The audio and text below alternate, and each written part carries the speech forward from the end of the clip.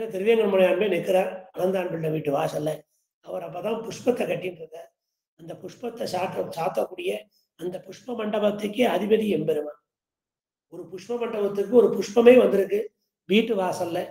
இருந்தாலும் அவர் அதுக்கு ஒன்றும் அசையல. தொடர்ந்து புஷ்பத்தை கற்றுக்கொண்டிருந்தார். அங்கேருந்து சொல்லி அமிச்சார் திருவேங்கடமுடையான். இந்த கிங்கராட்ட பரிசார மன்றவாட்ட சொல்லி அமிச்சார். இந்த மாதிரி நான் பெருமாள் வந்திருக்கேன்னு சொல்லு, வீட்டு வாசல்ல நிற்கிறேன், ஒரு சுவாகனம் கொடுக்க ஆள் இல்லை, வான்னு கூப்பிட ஆள் இல்லை, என்னன்னு கேட்டுவா. உடனே நேரம் உள்ள வந்தாரா பரிசாரகர். திருவேங்கடமுடையானே வந்திருக்கார், ஏன பண்ணிட்டு வந்துருமோ, நீ வாசலுக்கு வரலையே என்னன்னு கேட்டார். இல்லை இல்லை, ஆச்சாரியன் கைங்கரியத்துல இருக்கேன், இந்த புஷ்பத்தை கட்டிட்டு தான் வருவேன் சாத்தன்னு சொன்ன உடனே திருவேங்கடமுடையானுக்கு கோபம் வந்துருத்து. சரி புறப்பட்டுருவோம் அப்படின்ட்டு.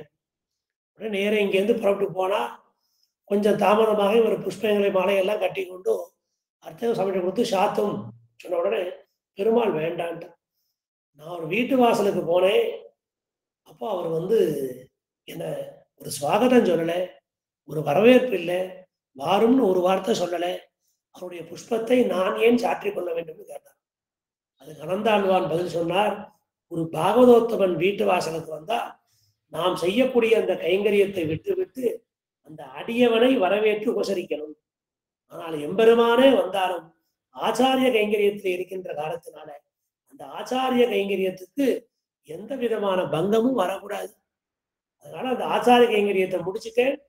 ஆச்சாரியன் சொன்னார் தோட்டம் அமைச்சேன், ஆச்சாரியன் சொன்னார் விதை விதைச்சேன், ஆச்சாரியன் சொன்னார் செடி விதைச்சேன், ஆச்சாரியன் சொன்னார் நீர் பாய்ச்சினேன், ஆச்சாரியன் சொன்னார் புஷ்பங்கள் வந்தது அதை நான் பறிச்சேன், ஆச்சாரியன் சொன்னார் கட்டிட்டேன், ஆச்சாரியன் கொடுக்க சொன்னார் சாத்திரத்துக்கு பரிச்சாரா கையில கொடுத்துட்டேன், அர்ச்சகர் சுவாமி கைக்கு வந்துருத்து, இனிமே இதை ஏத்துக்கிறதும் ஏத்துக்காதும் உண்மை இஷ்டம், ஆச்சாரியனை சேர்ந்தது, நாம் ஆச்சாரிய கைங்கரியத்தை முடித்து விட்டோம் அப்படின்னு சொன்னாராம் அனந்தாழ்வான். அதை கேட்டு எம்பெருமானுக்கு ரொம்ப சந்தோஷம். இல்லை உம்ம திருவாக்குல இதை கேட்கணும், அதற்காக அடியேன் வந்தேன்னு சொல்லி அந்த மாலையும் எம்பெருமான் தானே சாற்றி கொண்டான். அதனால ஆஸ்ரிதானாம் சுசரணம் வந்தே அனந்தாரிய தேசிகம். அப்பேற்பட்ட அந்த அனந்தாழ்வாருங்கிற அந்த ஆச்சாரியரை வணங்குகிறேன். இது முதல் ஸ்லோகம். இரண்டாவது ஸ்லோகம் ஸ்ரீமத் ராமானுஜாச்சாரிய ஸ்ரீ பாதாம்போருகத்வயம் சதுத்தமாங்க சந்தாரியம் அனந்தாரியம் அகம் பஜே. அனந்தாரியம் அந்த அனந்தாழ்வார் ஆச்சாரியரை, அகம் பஜே அவரை நான் கொண்டாடுகிறேன், வணங்குகிறேன், வழிபடுகிறேன்னு சொல்றார். அப்ப என்ன பெருமை என்ன? ஸ்ரீமத் ராமானுஜாச்சாரிய அப்பேற்பட்ட கைங்கரிய ஸ்ரீ புரிந்தவர், தென்னரங்கன் செல்வமுற்றும் திருத்தி வைத்தான் வாழியேன்னு சொல்றோம். அந்த கைங்கரிய ஸ்ரீ பொருந்தியவர், ஞானஸ்ரீ பொருந்தியவர், அனுஷ்டான ஸ்ரீ பொருந்தியவர். அதனால ஸ்ரீமத்னு போட்டா எல்லா விதமான செல்வமும் அவர்கிட்ட இருக்குன்னு அர்த்தம். ஸ்ரீமத் ராமானுஜாச்சாரிய ஸ்ரீபாதாம்போருகத்வயம். அது வெறும் தாமரை தாள்கள் அல்ல, ஸ்ரீபாதாம்போருக திருவடி தாமரை தாள்கள். அந்த எம்பெருமானாருக்கு யோ நித்தியமச்சுத பதாம்புஜ யுக்மருக்ம வியாமோகதா, அந்த அச்சுதன் திருவடி மேல ஆசை. அச்சுதன் திருவடி தாமரை மேல் அந்த எம்பெருமானாருக்கு ஒரு ஆசை. அந்த எம்பெருமானார் திருவடி தாமரை மேலே நமக்கு ஆசை இருக்கு. அப்படி அந்த வைகுந்தமும் குலவிய பார்க்கலும் உந்தனக்கு இன்பம் தரும் அப்படின்னு சொல்லிட்டு உன்னினை மலர்த்தால் நிறைவேங்கட பொற்கொண்டமும் வைகுந்தமும் குலவிய பார்க்கடலும் உந்தனக்கு எத்தனை இன்பம் தரும், உன்னினை மலர்த்தால் எந்தனக்கும் அது அப்படின்னு அமுதனார் குற்றந்தாதிலே அந்த பாசனத்துல சேவித்தார் போல, இப்படி அந்த அவருக்கு திருவேங்கடமாகட்டும், திருப்பார்கடலாகட்டும், திருநாடு பரமபதமாகட்டும், அந்த திவ்யதேசங்கள்லாம் உம்மருக்கு இன்பம் தரும். ஆனால் உன்னினை மலர்த்தால் எந்தனக்கும் இன்பம் அது. எனக்கு என்ன இன்பம் இருக்கு, எங்களுக்கு என்ன இன்பம் இருக்கு, உம்முடைய திருவடி தாமரைகள். அப்பேற்பட்ட ஸ்ரீ பாதாம்போருகத்வயம். அப்ப இரண்டு திருவடி, அந்த இரட்டை திருவடிகள், அந்த திருவடி தாமரைகள்ல சதுத்தமாங்க சந்தாரியம், ரொம்ப உத்தமமான சம்பந்தத்தை ஏற்படுத்தி கொண்டவர். அந்த அந்த திருவடிகளிலே உத்தமமான கைங்கரியத்தை செய்து வந்தவர். அந்த திருவடிகளையே உத்தமமாக போற்றி வந்தவர். இதுல 3 லட்சணம் இருக்கு அந்த அனந்தாழ்வாருக்கு.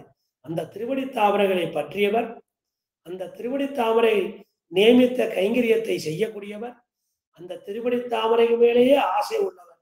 சதுத்தமாங்க சந்தாரியம் அனந்தாரியம் அகம்பஜே. இத்தனை பெருமை மிக்க அந்த அனந்தான் பிள்ளை. அவருக்கு உண்டான இத்தனை பெருமை இருக்கு அந்த அனந்தான் பிள்ளைக்கு. அப்பேற்பட்ட உடையவருடைய நேரே சிஷியர்.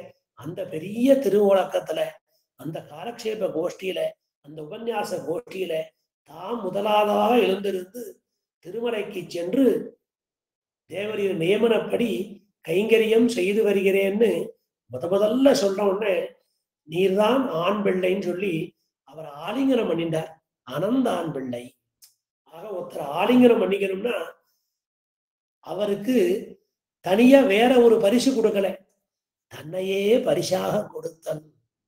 அப்பேற்பட்ட அந்த ஸ்ரீராமச்சந்திரமூர்த்தி சுக்ரீவனுக்கு காமத்தை கொடுத்தான், இறந்து போன சுகத்தை கொடுத்தான், அந்த மனைவி மக்களை எல்லாம் பெற்று கொடுத்தான். விபீஷணனுக்கு ஐஸ்வர்யத்தை கொடுத்தான், ரிஷிகளுக்கு தர்மத்தை கொடுத்தார், வாலி ஜடாயுக்கெல்லாம் மோட்சத்தை கொடுத்தார். இப்படி தர்மம் அர்த்தம் காமம் மோட்சம் எல்லாத்தையும் கொடுத்தார். ஆனா பெரிய உபகாரம் பண்ணிட்டு திருஷ்டுவா சீதா கண்டேன் சீதைன்னு வந்தாரே திருவடி, அந்த ஆஞ்சநேயருக்கு என்ன கொடுங்க? ஏதாவது பரிசு கொடுத்தா அது மேம்பட்ட பக்திக்கு பக்தியை குறைத்தால் போலாகும். அதனால தன்னையே கொடுத்து ஆலிங்கனம் பண்ணின்றான் சக்கரவர்த்தி திருமகன். அதே போல எம்பெருமானாரும் நீர் அனந்த ஆண் பிள்ளைன்னு சொல்லி அவரை அணைச்சுண்டாராம். ஏன்னா அந்த அப்பேற்பட்ட அந்த பக்தி, அந்த ஞானம், அந்த கஷ்டப்பட்டு விசஜந்துக்கள் இருக்கக்கூடிய இடம், வருஷத்துல 12 மாசமும் மழை பொழியக்கூடிய இடம், எப்பவும் காத்தும் குளிருமா இருக்கும், துஷ்ட மிருகங்கள் இருக்கக்கூடிய இடம், அப்பேற்பட்ட அந்த இடத்துக்கு போய் கைங்கரியம் என்றேன்னு எந்திரிச்சு வந்தாரே. இவருடைய ஞான பக்தி வைராக்கியம், அந்த கைங்கரிய நிஷ்டையை பார்த்துட்டும் இவருக்கு பரிசா தன்னை தானே கொடுத்து அவரை அணைத்து கொண்டு அனந்த ஆண் பிள்ளை, நீர்தான் ஆண் பிள்ளைன்னு சொல்லி அணைச்சுட்டார். அப்பேற்பட்ட பெருமை அந்த அனந்தான் பிள்ளைக்கு. அவர் இந்த 4 ஸ்லோகங்களால ரொம்ப அற்புதமா எம்பெருமானார கொண்டாடுகிறார். அவர் என்ன பிரார்த்திக்கிறார், எப்படி பெருமையை விடுகிறார்ங்கிறத இந்த முதல் ஸ்லோகத்துல நாம பார்க்கலாம். அனிஷம் பஜதாம் அனன்ய பாஜாம் சரணாம்போருகம் ஆதரேன பும்சாம்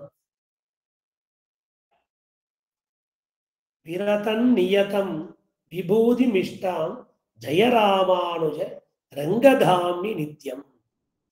ஜெயராமானுஜ ரங்கதாம்னி, ஸ்ரீரங்கதாம்னின்னு பேர் இருக்கு. அப்ப எல்லோரும் எங்க போய் சேவிக்கணும்னு கேட்டோம் பரபிரம்மத்தை. விமானம் பிரணவாகாரமா ஆகிப்போச்சு. அப்ப ஓம் அப்படின்னு சொல்லக்கூடிய பிரணவத்துக்கு எங்க இடம்னு கேட்டோம். அந்த ஓம்ங்கிற பிரணவம் அது அங்கதான் இருக்கு. ஓம் நமோ நாராயணாயன்னு சொல்லி அந்த அந்த அந்த எம்பெருமான சேவிக்கிறதுக்கு எங்கன்னு கேட்டோம். திருவரங்கம்தான்னு சொல்றார் ஆளவந்தன். அதனால விமானம் பிரணவாகாரம், வைகுண்டம் ரங்கமந்திரம், காவிரி விரஜாசேயம், பரவாசுதேவோ ஸ்ரீரங்கநாதா. ஆக அந்த எம்பெருமான் தான். அப்ப ரங்க தாமணின்னு பேர். அப்போ திருவரங்கத்துலதான் பரதத்துவத்தை சேவிக்கணும்னு பெரியவர்கள் காண்பித்து கொடுத்துள்ளார்கள். அதுதான் திருவரங்கத்திலே எழுந்தொள்ளி இருந்தார்கள். ஆளவந்தார் தொடக்கமா எல்லோருமே எழுந்தொள்ளி இருந்தது திருவரங்கத்துல. அதனால அதற்கு ஸ்ரீரங்கதாமணி அப்படின்னு அதுக்கு பேரு. ஜெயராமானுஜ ரங்கதாமி நித்தியம். ஆக எம்பெருமானால் தினந்தோறும் இருக்கிறார். தானான திருமேனியில தினந்தோறும் சேவை சாதித்துக் கொண்டிருக்கிறார். பொன்னரங்கம் எண்ணில் மயலே பெருகும் இராமானுஜன். ஆக எப்பேற்பட்டவரா இருந்தாலும் அழகிய மணவாளன் தான் எல்லாம். அந்த அழகிய மணவாளன் தான், அந்த மணவாளனைத்தான் ஒவ்வொருத்தரும் ஆத்ம விவாகம் பண்ணிக்க போறோம். ஆக எல்லாரும் போய் சேர வேண்டிய இடம் என்ன? அந்த அழகிய மணவாளன் தான். அப்பேற்பட்ட அந்த ரங்கதாமணி அங்க நித்தியமாக எழுந்தருளி இருக்கிறார். அவர் எப்படி, அவர் எப்பேற்பட்டவர்? அனிஷம் பஜதாம் அனன்ய பாஜாம் தன்னை சொல்லிக்கிறார். சரணாம்போருகம் ஆதரேன பும்சாம் அந்த எம்பெருமானாருடைய ஹே ராமானுஜ எம்பெருமானாரே தேவரீரது திருவடி தாமரைகளை அன்புடன் எப்போதும் பற்றியுள்ள அடியேனுக்கு ஆக எம்பெருமானார் திருவடியே உடையவர் திருவடியே பற்றியிருக்கிறார். எனக்கு அனிஷம் பஜதாம் அனன்ய பாஜாம் வேறு ஒரு புகலிடம் இல்லை. உம்முடைய அடியார்களுக்கு உம்ம திருவடிதான் புகழா இருக்கு, உம்ம திருவடிதான் தஞ்சமா இருக்கு, உம்ம தேவரிய திருவடிகளை தான் அடைக்கலமா இருக்கு. எங்களுக்கு வேற ஒரு தஞ்சம் இல்லை, வேற ஒரு புகழ் இல்லை, வேற ஒரு அடைக்கலம் இல்லை. அப்படி அந்த அடியார்களுக்கு இஷ்டமான விபூதியை கேட்டபடி அளித்து கொண்டு விரதன் நியதம் விபூதி மிஷ்டாம் அந்த அடியவனுக்கு இந்த விதேசத்துல கைங்கரியம் ஆசை. உடனே அந்த விபூதியை கொடுத்துருவான். விபூதினா இங்க ஐஸ்வர்யம்னு அர்த்தம். ஏதோ விபூதி அப்படின்னு சொன்னா அந்த அந்த இது திருநீர் இல்லை. விபூதினா ஐஸ்வர்யம் அர்த்தம். விரதன் நியதம் விபூதி மிஷ்டாம் எனக்கு நித்திய விபூதி வேண்டாம், லீலா விபூதியிலே இருக்கேன். எனக்கு எம்பெருமானுடைய எல்லா திவ்ய தேசங்கள்லையும் கைங்கரியம் பண்ணணும். நான் கைங்கரியம் பண்ணிட்டு இங்கேயே இருக்கேன். எப்போ கடைசியில பெரிய பெருமாள் எல்லாத்தையும் மகா பிரளயம் இந்த சதுர்யுகம் முடிஞ்ச உடனே எப்ப அவர் புறப்பட்டு போறாரோ அப்ப நான் போறேன். அடியனுக்கு திவ்ய தேசத்துல கைங்கரியம் தான் வேணும்னு யாராவது கேட்டா அவளுக்கு அங்க கைங்கரியத்தை கொடுத்துட்டே இருப்பார் உடையவர். எனக்கு இந்த சைரத்தை வச்சுட்டு இங்க இருக்க முடியல, அடிய நித்திய பூதிக்கு போறேன், திருநாட்டுக்கு எழுந்தரணும், எனக்கு மோட்ச பிராப்தி வேணும்னா அதையும் கொடுக்கிறாரு. விரதன் நியதம் விபூதி இஷ்டம் யாருக்கு என்னென்ன இஷ்டமோ அந்த இஷ்டமான விபூதியை அவர்கள் கேட்டபடி அளித்து கொண்டு கைங்கரியம் வேணா கைங்கரியம், திவ்யதேசத்திலேயே அவதாரம் பண்ணணும், திவ்யதேசத்திலேயே கைங்கரியம் பண்ணணும், பரவபுரத்துல கைங்கரியம் பண்ண நிறைய பேர் இருக்கா. இந்த திவ்யதேசம் திருத்தலங்கள்ல கைங்கரியத்துக்கு ஆளே இல்லை, மாறி மாறி இங்கேயே பிறக்கணும். இங்கேயே பிறந்து அந்த கோயில பெருக்கி மெழுகி திருக்கோலமிட்டு திருத்தோரணங்கள் கட்டி திருமாலைகளை எல்லாம் தொடுத்து திருவிளக்கு எரித்து அப்படி அந்த எம்பெருமானுக்கு கைங்கரியம் பண்ணிட்டே இருக்கணும். அந்த இந்த இகலோக கைங்கரியத்தையும் கொடுத்தார், பரலோக கைங்கரியத்தையும் கொடுப்பார். யாருக்கு என்ன இஷ்டமோ அதை கொடுக்கக்கூடிய சக்தி அவருக்கு இருக்கு. அனந்தான் பிள்ளை எந்திரிச்சார், திருமயில கைங்கரியம் பண்ணணும்னு ஆசைப்பட்டார், கைங்கரியத்தை கொடுத்துட்டார். இப்படி யார் யாருக்கு என்னென்ன விருப்பமோ அந்த விருப்பத்தை குறிக்கக்கூடியவர் அப்பேற்பட்ட அந்த எம்பெருமானார் ஜெயராமானுஜன். அப்பேற்பட்ட அந்த எம்பெருமானார் எப்போதும் அவருக்கு எல்லா வெற்றிகளும் உண்டாகணும், எப்போதும் அவருக்கு எல்லா ஜெயங்களும் உண்டாகணும், விஜயியாக இருக்கணும், விஜயி பவராக இருக்கணும். இப்படி அந்த எம்பெருமானார் அவர் இந்த விண்ணாடு, மேல இருக்கிற விண்ணாடு, கீழே இருக்கிற மண்ணாடு, இந்த இரண்டையும் திருவரங்கன் அவருக்கே விஷமாக்கி வைத்தார். அவர் விஷம் இருக்கு, ரெண்டுமே அவர் விஷம்தான், அவருடைய கையில தான் இருக்கு. அதான் உடையவர்னு சொன்னாங்க. உடையவர்னா உடைமை. இந்த லோகத்துல ரெண்டு உடைமை இருக்கு எம்பெருமானுக்கு. ஒண்ணு நித்திய பூதி, மேல பரமபதம், அது நலமந்தம் இல்லதோர் நாடு. அங்க நலத்துக்கு குறைச்சலே கிடையாது. அந்த லோகத்துல எப்போதும் ஆனந்தம் தான், ஞான சங்கோச்சமே கிடையாது. தர்மபூத ஞானத்தோட அங்க ரொம்ப ஆனந்தமா இருக்கக்கூடிய இடம். இந்த பூலோகத்துல எவ்வளவு ஆனந்தம் இருக்கோ அதுல கொஞ்சம் கஷ்டமும் சேர்ந்துதான் வரும். அதனால இது லீலா விபூதி. எம்பெருமானுக்கு கிரீடாஸ்தானமா இருக்கு, ஒரு விளையாட்டு மைதானமா இருக்கு. இப்படி இந்த ரெண்டு ஐஸ்வர்யத்தையும் இந்த இரண்டு விபூதிகளையும் உபய விபூதின்னு வேறு, இந்த இரண்டு ஐஸ்வர்யத்தையும் எம்பெருமான் வசம் உடமையாக்கி வைத்தான் திருவரங்கநாதன். அதனால அவருக்கு உடையவர்னு திருநாமம். அப்படி இருக்கிறபடியால இந்த இரண்டு சொத்துக்கும் அவரே சுவாமியாக இருக்கிறார். அதனால சம்பிரதாயத்துல சுவாமி அப்படின்னு சொன்னா அது எம்பெருமானாரைத்தான் குறிக்கும். வேற யாருக்கும் சுவாமிங்கிற அந்த சொல் பொருந்தாது. எம்பெருமான கூட சுவாமின்னு சொல்ல வேண்டாம். எம்பெருமானாருக்கு மட்டுமே உண்டான அசாதாரணமான அடையாளம் சுவாமி. அதனால சுவாமியை சேவிக்கணும் அப்படின்னு சொன்னா உடையவரை சேவிக்க போறேன்னு அர்த்தம். ஆழ்வாரை சேவிக்க போறேன் அப்படின்னு வெறுமனை சொன்னா நம்மாழ்வாரை தான் குடிக்கும். ஆழ்வார்னு எங்க வெறுமனை சொன்னா அது ஆழ்வார்களுக்குள்ளே தலைவர், 4000 வெளியிட்டு பேருபகாரம் செய்தவர், அது நம்மாழ்வாரை தான் குடிக்கும். ஆச்சாரியரை சேவிக்க போறோம் அப்படின்னா அந்த ஆச்சாரிய சப்தமும் எம்பெருமானாரைத்தான் குறிக்கும். மாமணிகளை சேவிக்க போறோம்னா அது மணவாள மாமணிகளை குறிக்கும். இப்படி சில பேருக்கு சில சிறப்பு பெயர் உண்டு. அந்த சிறப்பு பெயர் அவர்களை மட்டும்தான் குறிக்கும். அதே போல இங்க சுவாமிங்கிற சப்தம், அந்த சுவாமின்னு சொன்னாலே அது உடையவருக்கு மட்டுமே உண்டான பொருள். ஏன்னா ஸ்வம் சொம்னா சொத்து. இங்க இருக்கிற எம்பெருமான், இங்க இருக்கிற இந்த பத்தாத்மாக்கள், இங்க இருக்கிற ஜீவாத்மாக்கள், இங்க இருக்கிற முமுக்ஷு, இங்க இருக்கிற திவ்ய தேசங்கள், இப்படி இந்த லீலாவதியில உள்ள அத்தனை ஐஸ்வர்யமும் ஸ்வம்னு வேறு. அதே போல நித்திய விபூதி மேல இருக்கு.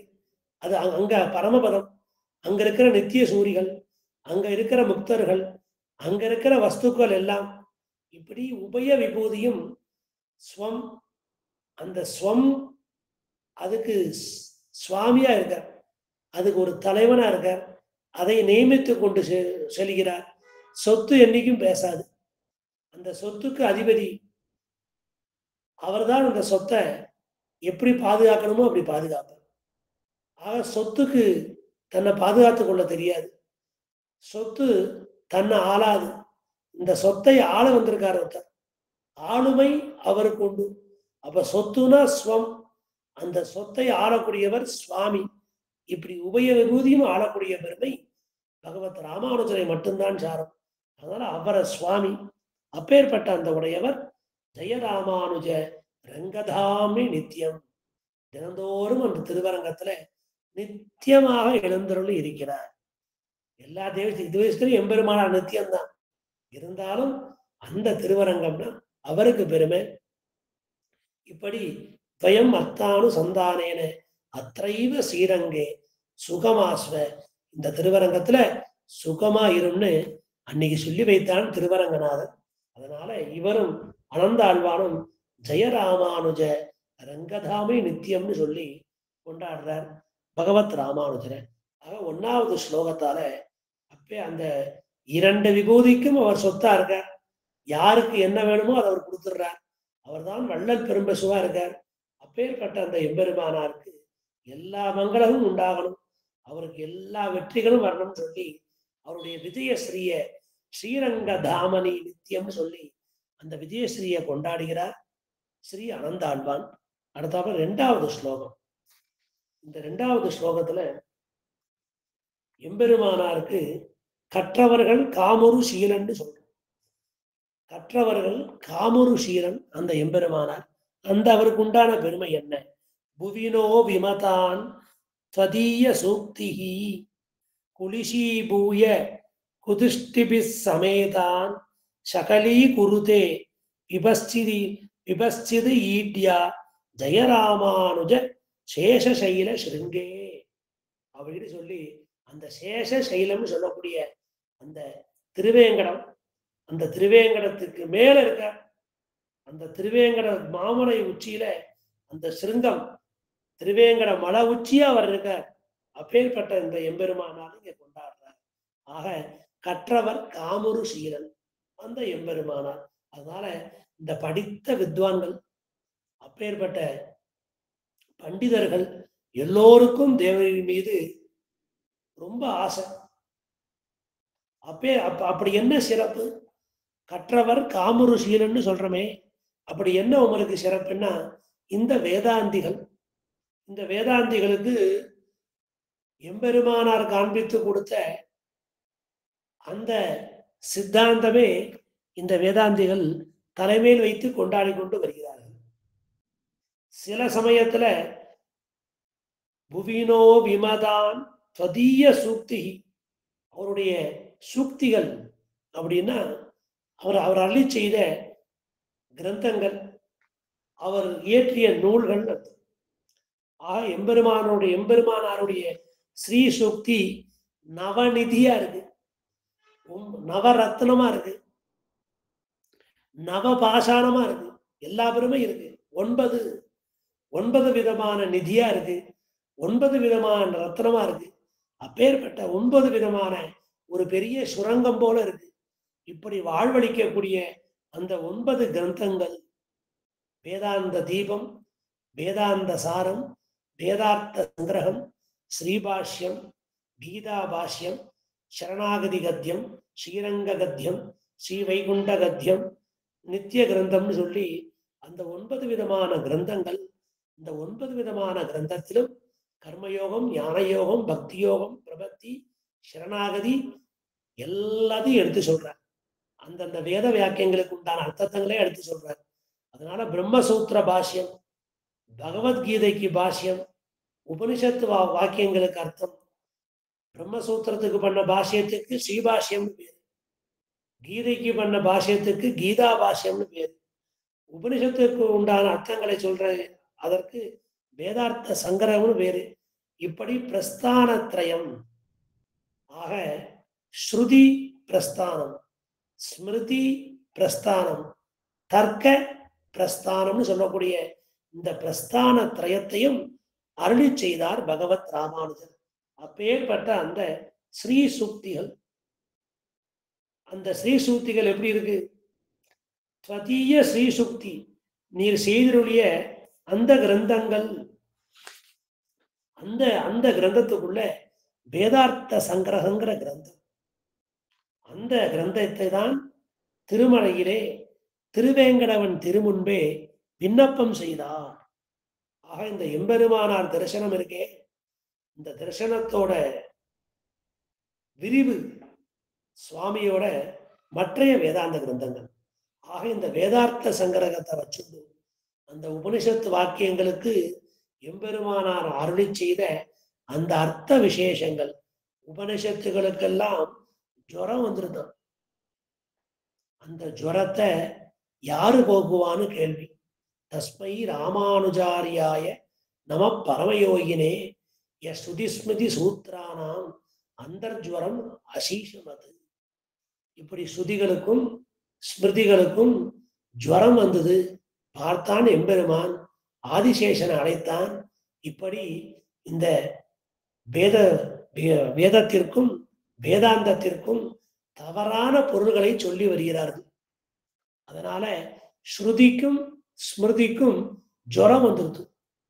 அப்ப ஸ்ருதின்னு சொன்னா வேதம், வேதத்தோட அந்திம பாகத்தை சொல்லக்கூடியது உபனிஷத்து, வேதத்தோட முதல் பாகமான சங்கீதா பாகத்தை சொல்லக்கூடியது ஸ்மிருதிகள்.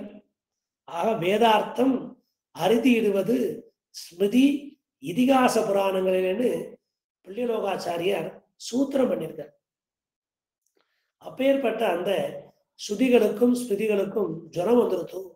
அப்ப தஸ்மை ராமானுஜாரியாய நம பரமயோகினே, அந்த எம்பெருமானார் அவதரித்து அந்த ஸ்ருதிகளையும் அந்த ஸ்மிருதிகளையும் ரட்சித்து கொடுத்தார். அந்தர்ஜுவரம் அசீஷம் அது. ஆக நாரணனை காட்டிய வேதம் களிப்புற்றது, வாட்டமிலா வண்டமிழ் நூல் வாழ்ந்தது, மண்ணுலகில் ஈட்டிய சீலத்து இராமானுஜன் தன் இயல்பு கண்டே. ஆக இந்த சம்ஸ்கிருத வேதாந்தம், அந்த திராவிட வேதாந்தம், இப்படி 2 வேதாந்தங்களும் பிழைச்சிருக்கு. அதனால எம் பொய்கைப்பிரான் மறையின் குருத்தின் பொருளையும் செந்தமிழ் தன்னையும் கூட்டி ஒன்ற திரித்து அன்றெடுத்த திருவிளக்கை தன் திருவுள்ளத்தே இருத்தும் பரமன் இராமானுஜன் எம் இறையவனே. ஆக அந்த மறையின் குருத்தின் பொருள், இந்த செந்தமிழ் தன்னையும் கூட்டி ஒன்ற திரித்து, விளக்குக்கு திரி போடுறோம், ஒரு திரியா போட்டா எரியாது. முதல்ல எண்ணெயை சேர்க்கணும், அப்புறம் பஞ்சை எடுத்து 2 திரியா திரிச்சு இந்த பக்கமும் அந்த பக்கமும் போட்டு ஒன்ற திரித்து அந்தெரித்த திருவிளக்கை தன் திருவுள்ளத்தே இருத்தும் பரமன்.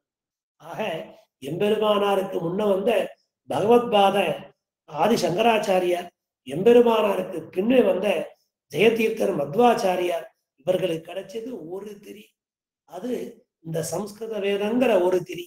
ஆனால் உடையவருக்கோ எம் பொய்யை பிரான் மறையின் குருத்தின் பொருளையும் செந்தமிழ் தன்னையும் கூட்டி, இந்த பக்கம் திராவிட வேதம், அந்த பக்கம் சம்ஸ்கிருத வேதம், இந்த ரெண்டு வேதத்தையும் சேர்த்து ரெண்டு திரியா போட்டார்.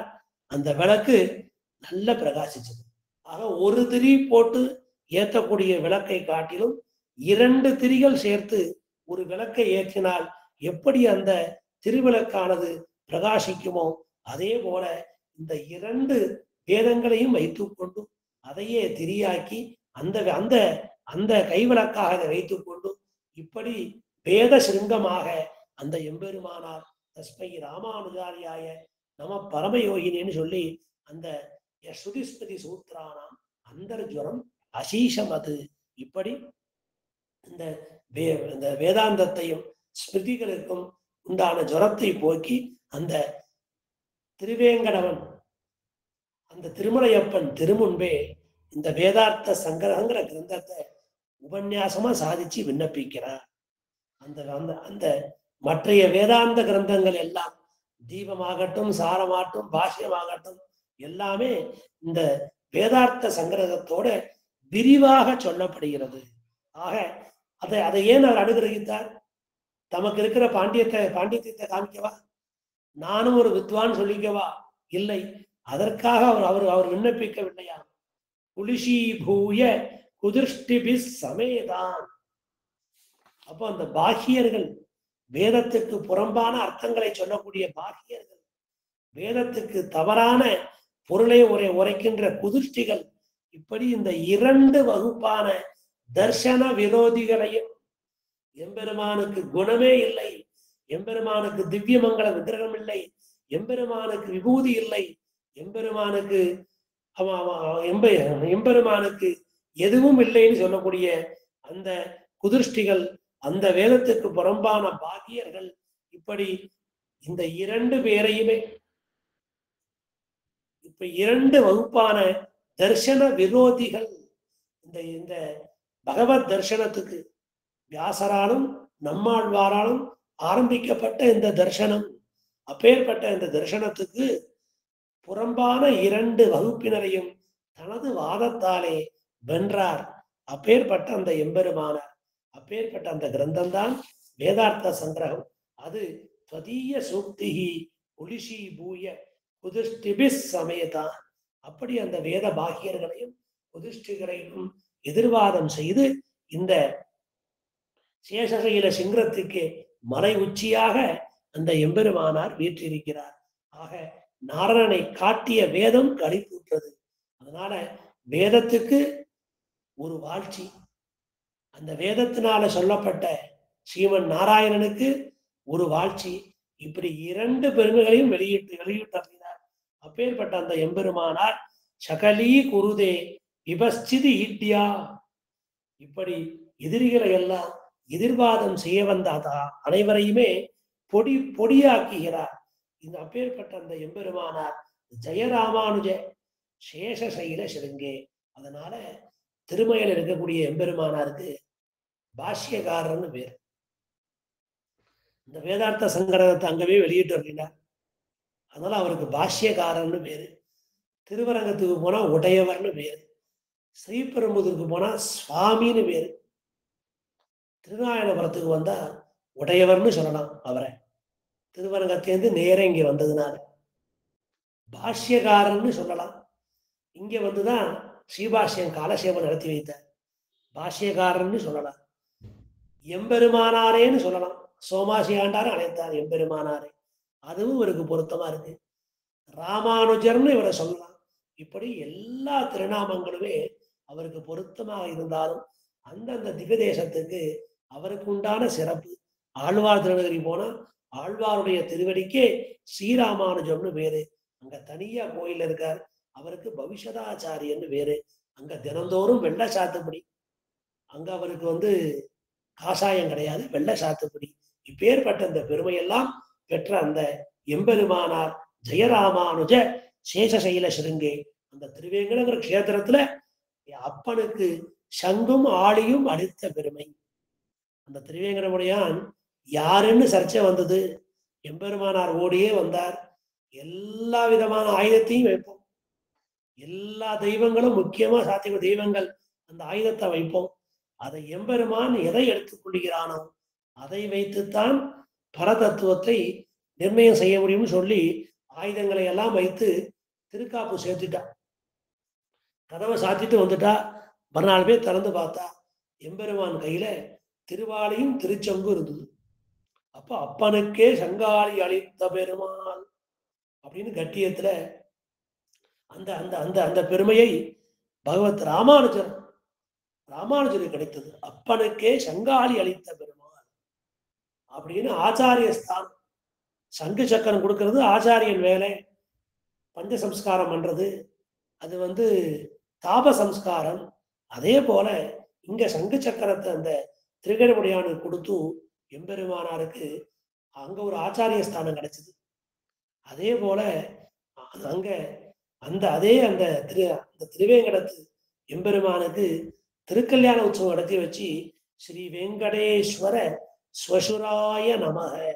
அந்த திருவேங்கடவனுக்கு மாமனார் ஸ்தானம் எம்பெருமானார்.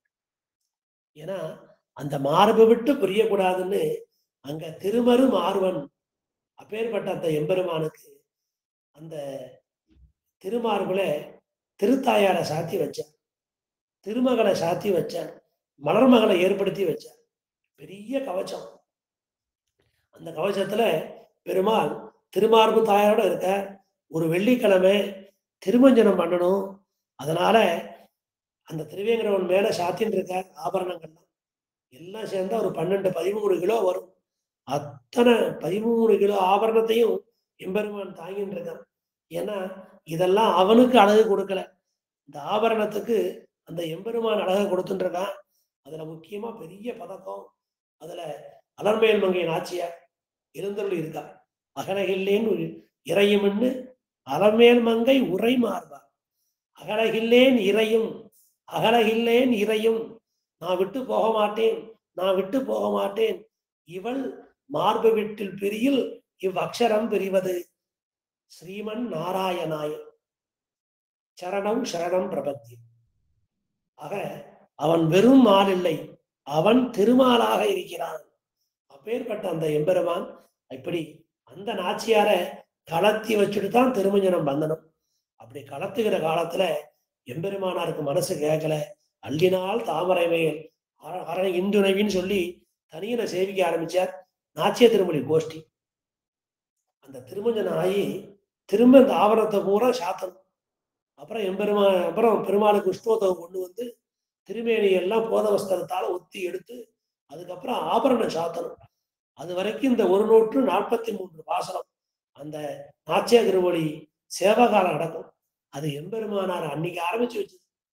இப்படி தாயார் மார்பை விட்டு பிரிஞ்சுட்டு அப்புறம் போறா. என்னைக்கு அவன் மார்பை விட்டு பிரியல, அந்த ஆபரணத்தை கலத்தி சாத்தணும். அந்த திருமார்பு தாயார் பெரிய கவச்சம், தங்க கவச்சம். அந்த ஆபரணத்தை கலத்திக்கிற காலத்துல எம்பெருமானாருக்கு தாங்க முடியல. அன்னைக்கு ஆரம்பிச்சு வச்சார் நாச்சிய திருமொழி சேவகாலம். இன்னைக்கு வரைக்கும் நடந்துட்டு இருக்கு. வெள்ளிக்கிழமை கார்த்தால திருமஞ்சனத்தோட சேர்ந்து அந்த வேத கோஷ்டியோட நாச்சியா திருமொழி கோஷ்டியும் சேர்ந்து ஆறுது. அப்பேற்பட்ட அந்த எம்பெருமானார் செய்த கைங்கரியங்கள் நிறைய திருவேங்கடத்துல. அதனால ஜெயராமானுஜ சேஷசைல ஸ்ருங்கே அப்படிங்கிற அந்த அற்புதமான அந்த பெருமை. இந்த பெருமையை எல்லாம் பக்கத்துல இருந்து பார்த்திருக்கார் அனந்தாழ்வான்.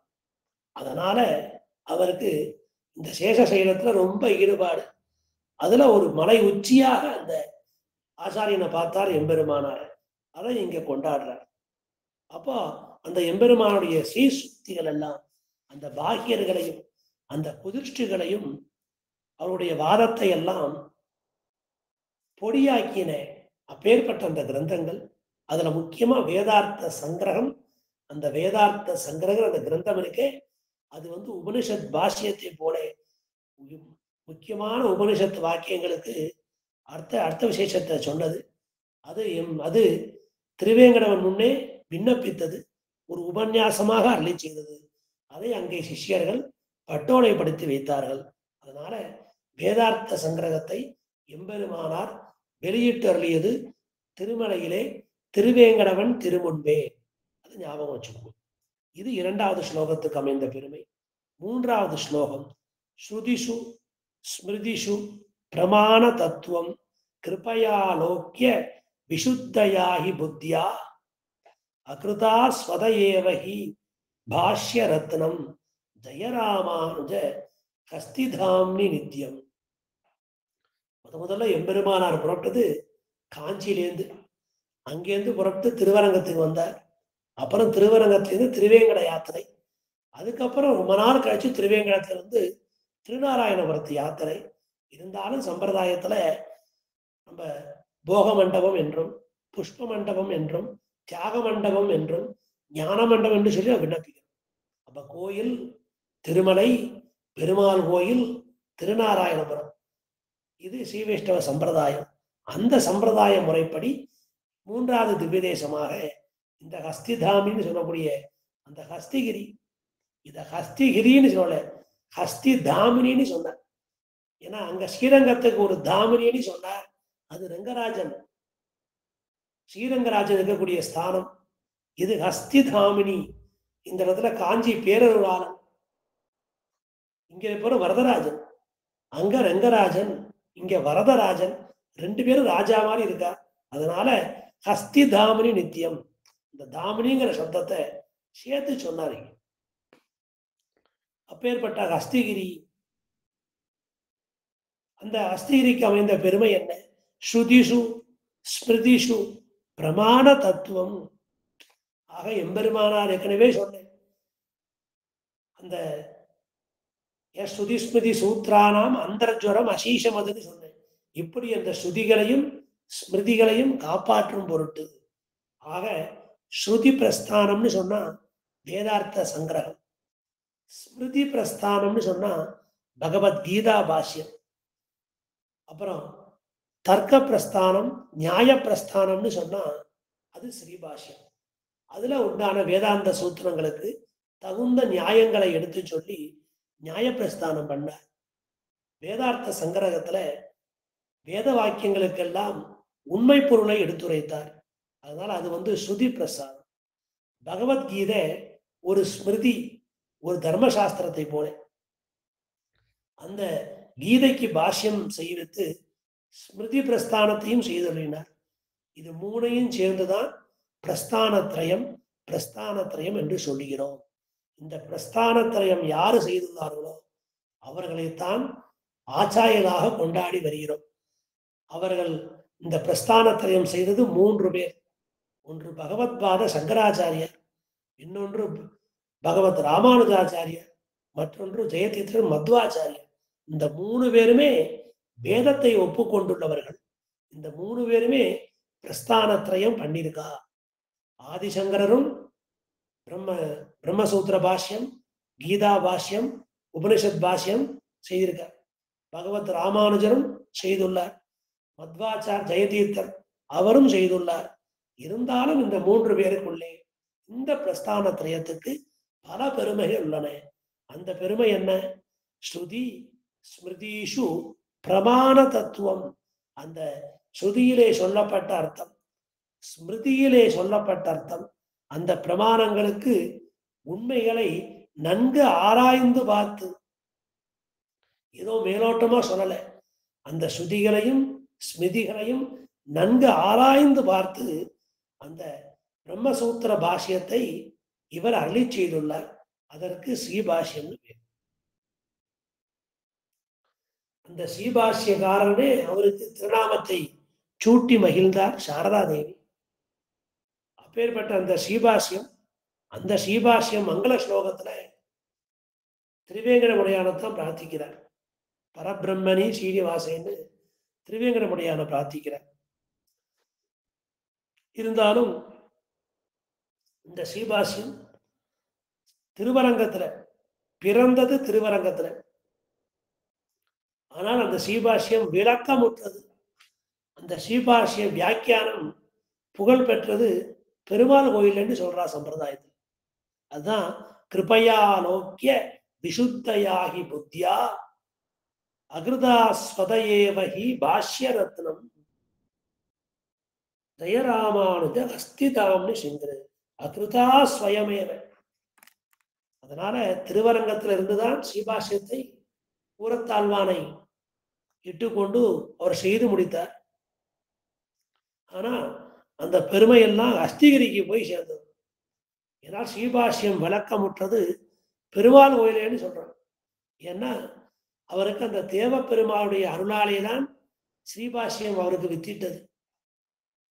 ஏனென்றால் காஞ்சிபுரத்திலிருந்து புறப்பட்டு வந்தார்.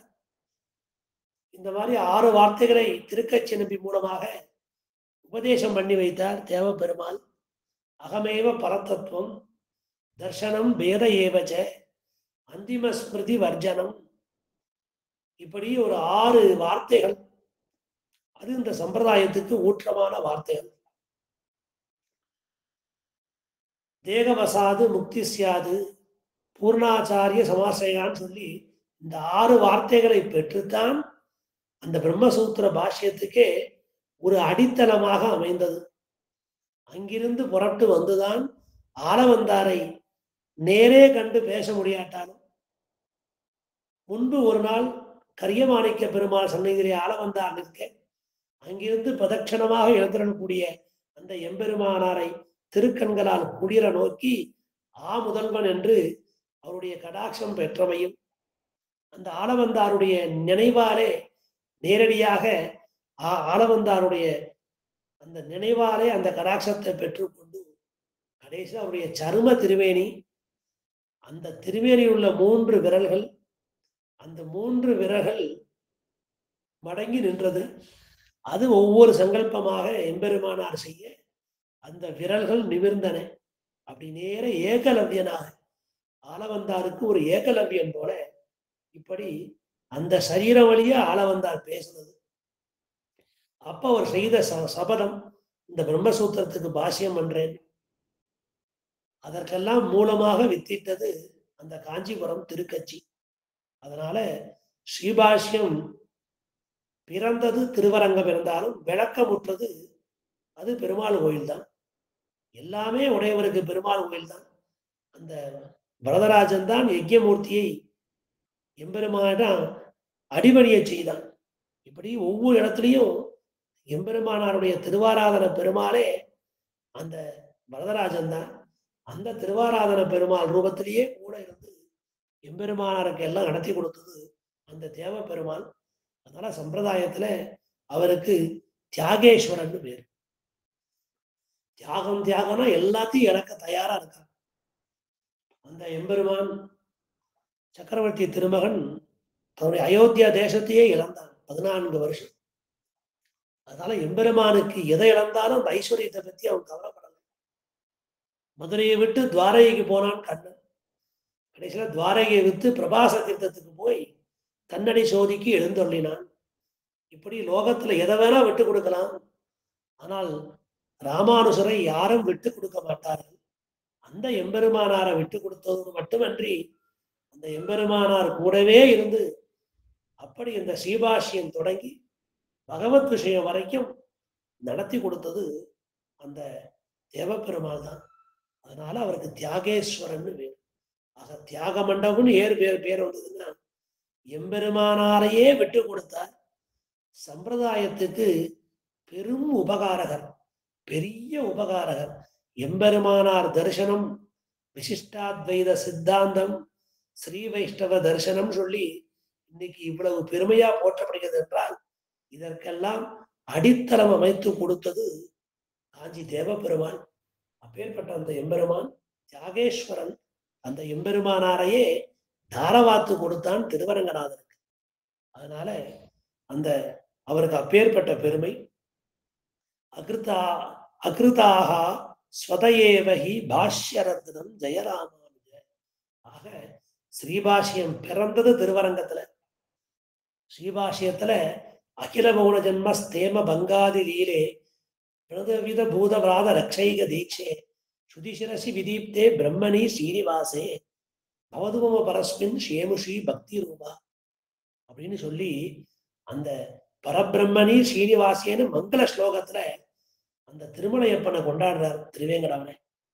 அந்த ஸ்ரீபாஷ்யம் பிறந்தது திருவரங்கத்துல. ஆனால் அது மேலும் மேலும் சிறப்பு பெற்றது, மேலும் மேலும் விளக்கமுற்றது, மேலும் மேலும் வளர்ந்தது என்றால் அது இந்த பெருமா கோயிலையா. அதனாலதான் பாஷ்ய ரத்னம் ஜெயராமானுஜ ஹஸ்திதாம்னி நித்தியம். அதனால எப்போதும் எம்பெருமானார் எதிராஜரார். அங்க அவருக்கு திருநாமம் எதிராஜர். வாரும் நம் எதிராசரேன்னு சொல்லி தேவப்பெருமாள் முதல்ல காசாய வஸ்திரம் ஸ்வீகரிச்சு கொண்டு இந்த லோக லட்சணார்த்தமாக இந்த லோகத்தில் உள்ள அனைவரும் கரைமரம் சேரும்படி இந்த லோகத்துக்கு தன்னை அர்ப்பணித்த நாள் பகவத் ராமானுஜர் அன்று துறந்து கொண்ட நாள். அப்போ தேவப்பெருமாளே அவருக்கு சந்நியாச ஸ்வீகாரத்தை கொடுத்து எதிராஜருங்கிற திருநாமத்தையும் கொடுத்தார். அப்பேற்பட்ட அந்த காஞ்சிபுரத்துல சேவிக்கும் பொழுது அவரை எதிராஜரே எதிராஜரேன்னு சேவிக்கணும். அப்பேற்பட்ட அந்த பெருமை. அதனால ஜெயராமானுஜ ஹஸ்திதாமினி நித்தியம்னு சொல்லி தினந்தோறும் ஸ்ரீரங்க ஸ்ரீ வளரணும் அப்படின்னா இந்த ஹஸ்திகிரி எம்பெருமான் மனசு பண்ணணும். இங்க தேவப்பெருமாள் மனசு பண்ணி அந்த எம்பெருமானாரை கொடுத்தாதான் ஸ்ரீரங்க ஸ்ரீ வளரும். நாம அப்போ அந்த ஸ்ரீரங்க ஸ்ரீயை வளர்த்த பெருமை எம்பெருமானாருக்கு உண்டு. அந்த எம்பெருமானாரை ஸ்ரீரங்கத்துக்கு தாரவாத்து கொடுத்து அனுப்பி வைத்த பெருமை தேவப்பெருமானுக்கு உண்டு. அதனால இப்படி அந்த ஹஸ்திதாமனில ஜெயராமானுஜ தினந்தோறும் எழுந்திருக்கக்கூடிய அந்த எம்பெருமானாருக்கு எல்லா ஜெயங்களும் உண்டாகும்னு சொல்லி இந்த 3வது ஸ்லோகத்துல பிரார்த்திக்கிறார். 4வது ஸ்லோகம் அது யாதவாத்திரி ஸ்ருங்கேன்னு சொல்லி இது மேல்நாட்டு வைபவம். ஏற்கனவே அந்த வைபவத்தை பலமுறை கேட்டிருக்கோம். இருந்தாலும் நாளைக்கு உபன்யாசத்துல திரும்ப திருநாராயணபுரத்து வைபவத்தையே சொல்றேன். எத்தனை தரம் கேட்டாலும் இந்த வைபவம் எம்பெருமானார் வைபவம் எம்பெருமானோட சேர்ந்து வருகின்ற காலத்துல அது எப்போதுமே தெவிட்டாத இன்பமா இருக்கும், அள்ள குறையாத இன்பமா இருக்கும். அதனால அது வந்து ஒரு இன்பமாலா வெள்ளமா இருக்கும். அந்த வெள்ளம் நம்மை ஆனந்தத்திலே மூழ்கடிக்கும்னு சொல்லி இன்னைக்கு இந்த ஹஸ்தி தாமனில அந்த எம்பெருமானார் விஜயத்தோட வீற்றிருக்கிறார். அதனால தேவப்பெருமானோடே சேர்ந்த இந்த எம்பெருமானார் அங்க அவருக்கு ஆச்சாரிய சாத்த திருக்கட்சி நம்பி இந்த நினைவோட இன்றைக்கு உபன்யாசத்தை பூர்த்தி பண்ணிக்கலாம். நாளைக்கு 4வது ஸ்லோகத்துக்கு உண்டான அர்த்தத்தை விளக்கமாக பார்க்கலாம். ஸ்ரீமதே ராமானுஜாய நமக.